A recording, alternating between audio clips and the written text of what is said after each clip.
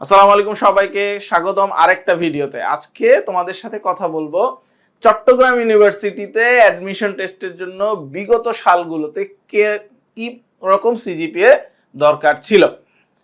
চট্টগ্রাম ইউনিভার্সিটিতে অনেকেই তোমরা টার্গেট করো, খুবই সুন্দর একটা ইউনিভার্সিটি এবং খুবই রেপুটেড একটা ইউনিভার্সিটি। আমরা দেখবো এই ইউনিটে, দেখো খেয়াল করো, এই ইউনিট যারা টার্গেট করতে চাচ্ছ তাদের অবশ্যই এই ইউনিটে 4 করে লাগবে, দুইটাতে আলাদা আলাদা ভাবে এসএসসি এইচএসসি মোট লাগবে 8.25, এখানে একটু কম। যারা বি ইউনিট টার্গেট করতেছো, বি ইউনিটে কিন্তু তিনটা বিভাগ থেকে পরীক্ষা দিতে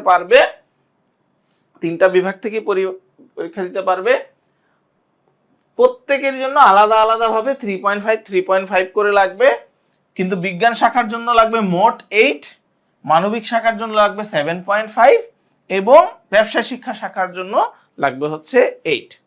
ওকে, সি ইউনিটে যারা ব্যবসা শিক্ষা ইউনিটে পরীক্ষা দিতে চাও তাদের আলাদাভাবে 3.5 লাগবে এবং মোট লাগবে 8, মোট লাগবে 8। ডি ইউনিটে যারা পরীক্ষা দিতে চাও তারা মানবিক, বাণিজ্য এবং বিজ্ঞান শাখা থেকে সবাই পরীক্ষা দিতে পারবে। আলাদা আলাদা করে এসএসসি এইচএসসি তে 3.5 করে লাগবে এবং বিজ্ঞান শাখার জন্য মোট লাগবে 8, মানবিক শাখার জন্য লাগবে 7.5 এবং বাণিজ্য শাখার জন্য লাগবে মোট 8। ওকে, যারা আইন বিভাগে পরীক্ষা দিতে চাও খেয়াল করো, জাহাঙ্গীরনগর বিশ্ববিদ্যালয়ের মতো চট্টগ্রাম ইউনিভার্সিটির আইন বিভাগেও লাগবে আলাদা করে 4 করে লাগবে এসএসসি এইচএসসি তে এবং মোট লাগবে 8.5। এই চিটাগাং ইউনিভার্সিটির অ্যাডমিশন রিকোয়ারমেন্ট 2023 সালের অ্যাডমিশন টেস্টে।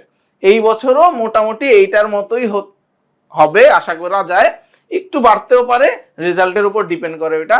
তো সবাই এখন থেকেই নিজের টার্গেটটা সেট করে ফেলো, তোমার টার্গেটটা সেট করে ফেলো যে তুমি কোন কোন বিষয়গুলোতে টার্গেট করবা, বা তোমার সিজিপিএটা কোন কোন বিষয়ে বা কোন কোন ইয়াতে মানে ফিক্সড হয় বা কোন কোন এর সাথে ম্যাচ করে, তখন ওইভাবে তুমি পরীক্ষা দিলে বা প্রিপারেশন নিলে আই গেস তোমার একটা পাবলিক ইউনিভার্সিটিতে সিট নিশ্চিত করতে পারবা।